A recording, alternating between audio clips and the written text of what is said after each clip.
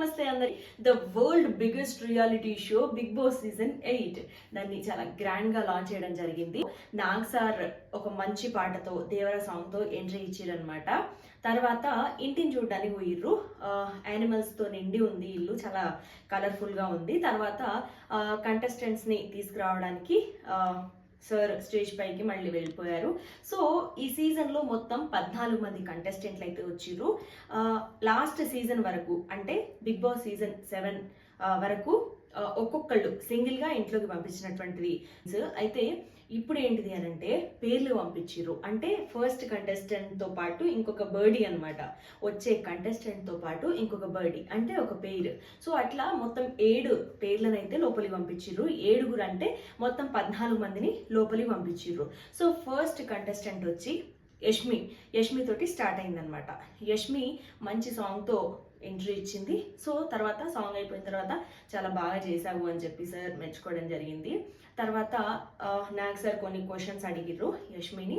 ఎందుకు వెళ్ళాలనుకుంటున్నావు, ఏంటి అసలు, ఎందుకు వచ్చినావు బిగ్ బాస్కి, లిమిట్లెస్గా చేయాలంటే ఏం చేస్తావు అని చెప్పి అడిగినారు అనమాట. సో లిమిట్లెస్గా అంటే నన్ను అడిగితే బిర్యానీ తింటా, నాకు బిర్యానీ అంటే చాలా ఇష్టం అని చెప్పనింది. సో బిర్యానీ అంటే చాలా ఇష్టం అంట యష్మికి. సో అట్లా బిర్యానీ మీద ఒక టాస్క్ ఇవ్వడం జరిగింది. బిర్యానీ మీద ఏం టాస్క్ ఇచ్చిర్రు అని అంటే కొన్ని ఐటమ్స్ పెడతారట, బిర్యానీ ఐటమ్సే, కాకపోతే ఫ్లేవర్స్ వేరు. అవి పెట్టిన తర్వాత అది తిని ఏ బిర్యానీయో చెప్పాలి అని చెప్పి నాకు సార్ అడిగిర్రు. అడిగిన వెంటనే బిర్యానీలు అన్నీ వచ్చేసినాయి అనమాట. సో గంతలు కట్టి తినిపించుకుంటా ఇది ఏ బిర్యానీ అని చెప్పి అడిగితే ఫస్ట్ అయితే దమ్ బిర్యానీ అని చెప్పింది. దాని తర్వాత ఇంకొక బిర్యానీ తిని లేదు ఇదే దమ్ బిర్యానీ, అది ఆవకాయ అని చెప్పింది అనమాట. సో అట్లా నేను తింటా అని చెప్పినా కానీ ఇవన్నీ నాకు తెలియదు సార్ అని చెప్పింది. మళ్ళీ అట్లా చెప్పిన తర్వాత సర్లే అని చెప్పి సార్ నవ్వి ఇంకా గంటలు విప్పేసిర్రు. తర్వాత ఇంట్లోకి వెళ్తావా అని అడగంగానే అవును సార్ అనింది.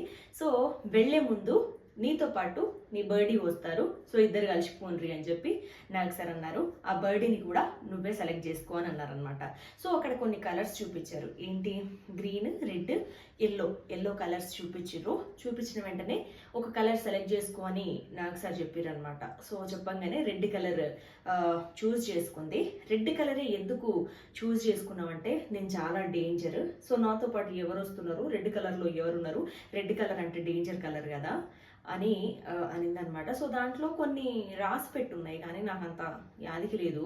సో అట్లా నీ బర్త్డే వచ్చేంత వరకు నువ్వు వెయిట్ చేయి, తర్వాత నేను పిలుస్తా అని చెప్పి వెయిట్ చేయించారు. సో నెక్స్ట్ కంటెస్టెంట్ ఎవరంటే సెకండ్ కంటెస్టెంట్ అనమాట. ఎవరు, యష్మి బర్డీ. నిఖిల్ అయితే వచ్చిరనమాట. నిఖిల్ మంచి డాన్స్ పర్ఫార్మెన్స్తో వచ్చిర్రు. సో రాగానే యష్మిని కూడా పిలిచిర్రు. సో ఇద్దరిని నిల్చోబెట్టి మాట్లాడిర్రు.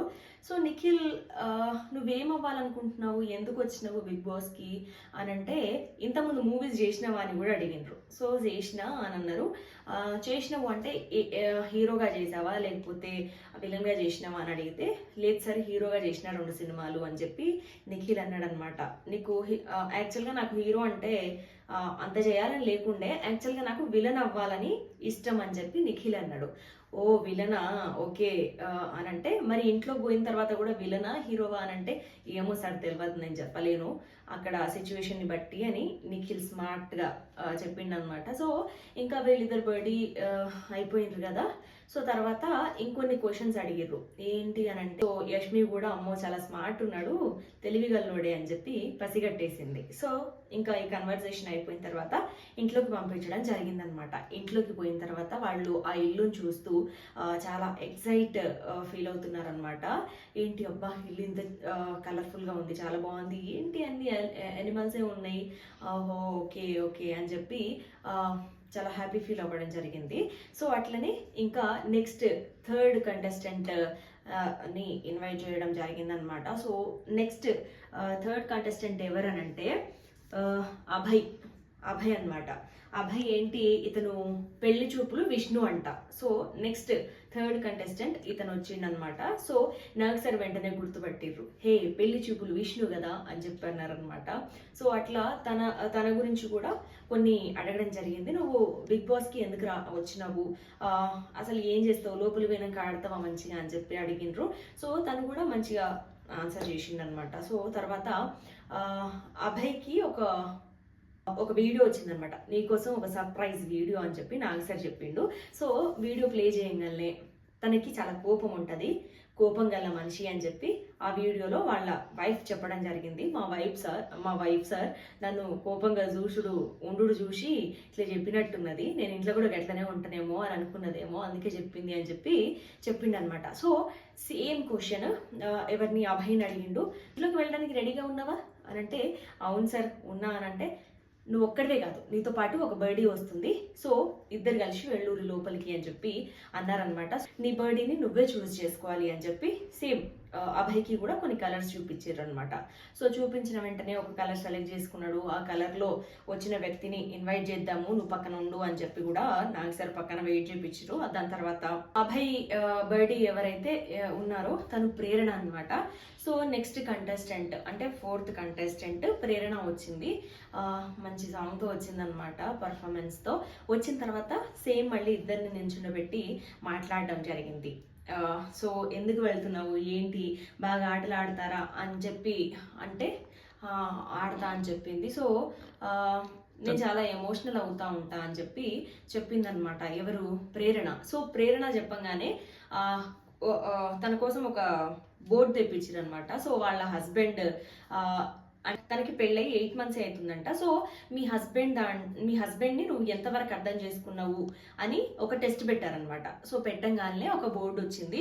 సో ఫస్ట్ అయితే ఏంటి అంటే ఎవరు లయర్ అని అడగంగానే ప్రేరణ అని చెప్పి వాళ్ళ హస్బెండ్ అన్నారు. ఎవరు బాగా కుకింగ్ చేస్తారు అని అంటే ప్రేరణ అని చెప్పిండ్రు.